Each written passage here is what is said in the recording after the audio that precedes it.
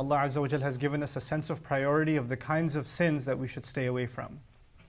Often there's a lack of understanding of the kinds of sense of proportion in the life of a Muslim. There are some priorities that are more important than others. Your prayer is more important than some other things. There are other aspects of our Islam that make your Islam more beautiful. They're preferred acts, but they don't come nearly to the status of the prayer. Similarly, when it comes to sins or shortcomings, there are things that we should do. Of course, you should try to enter your home with your right foot, and when you go to the restroom, enter with your left foot and say certain adhkar, and these are things you should try to do. And ignoring them is somewhat problematic, but then there are things that are major sins. And often what happens when people have a confused or a distorted sense of proportion is that they take care of the small things. They're very careful about the smaller details. I'm following this particular sunnah. I'm making sure that I did this dhikr.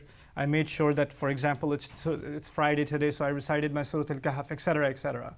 So they take care of these small things, but at the same time, they ignore the gigantic major sins that are right there in their face, and they're doing them without even thinking about them. That may have to do with maybe earning income in an impermissible way. That may have to do with a major sin like zina. That may have to do, with a major sin like riba and things like that. Some big, big evil sins are right there in your face, and you're blind to them as though you're not even doing them. But this other smaller stuff you're doing, making yourself feel better that you're practicing the religion. Which is why the Quran actually gives us a clear sense of proportion. What Allah says in this ayah is, إِن تَجْتَنِبُوا كَبَائِرَ مَا تُنْهَوْنَ عَنْهُ. If you were to avoid and make great effort to avoid the major, the grievous portions of the kinds of things that you have been forbidden from. So there's stuff you're forbidden to do, but there's some pretty serious stuff that you all know that you're not supposed to do. If you can manage staying away from that stuff, then as for the lesser shortcomings, نُكَفِّرْ عَنْكُمْ سَيِّئَاتِكُمْ, will bury away the remaining sins of yours. Meaning, take care of the serious matters first. Take care especially what the Quran will highlight, money matters, how we make money and how we spend money. That's a pretty serious issue. Taking care of the rights of the people around us, from everyone within the family to extended in the community, people like the orphan or the poor, etc. Taking care of them and not, فَذَلِكَ الَّذِي يَدُعُ الْيَتِيمِ. Those are big kinds of sins. Then in the way that we conduct our business, transactions, when you owe somebody money, when you got paid to fulfill a contract, when you were paid to provide a service, the honesty that you do at your job, those are pretty big, heavy items. Similarly, the engagement in one of the greatest crimes mentioned in the Quran, financially, riba, is a pretty big thing.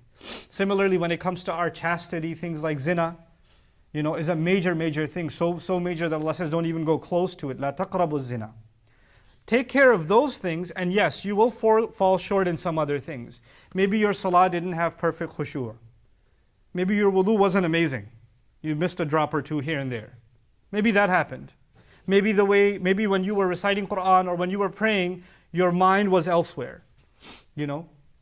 Maybe when you went to do Hajj or Umrah, you overlooked certain rituals, or you didn't do the best. Maybe you lost your patience every once in a while. Maybe some things like that happened. Those things will be compensated for because you're taking care of the major obligations and staying away from major, major sins. That's a sense of proportion that the Quran promotes.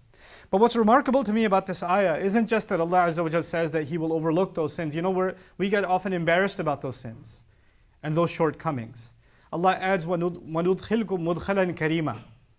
I will enter you into a graceful entry. In other words, those small errors and shortcomings are not going to be highlighted.